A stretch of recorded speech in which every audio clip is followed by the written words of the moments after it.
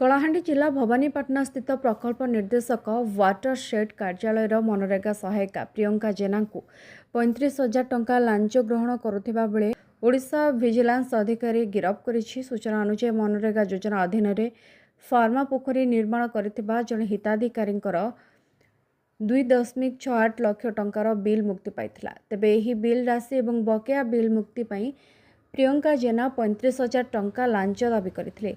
Launch नदेले बकेया bill मुक्तिर सहयोग करेंगे नहीं बोली से हिताधिकारी को धमक देथिबा अभियोग होईछि।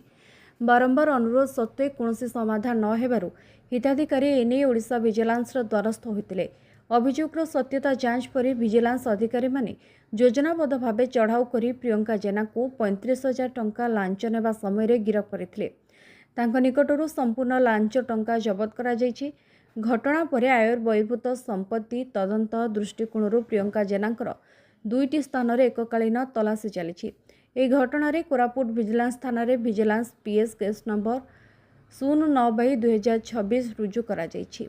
दुर्नीति निवारण संशोधन आईन 2018 धारा 7 अनुଯାयी मामला रुजु होइतिबा बेले तदंत जारी रहिछि। कलाहांडी रमेश अग्रवाल को रिपोर्ट सबुदिन टीवी।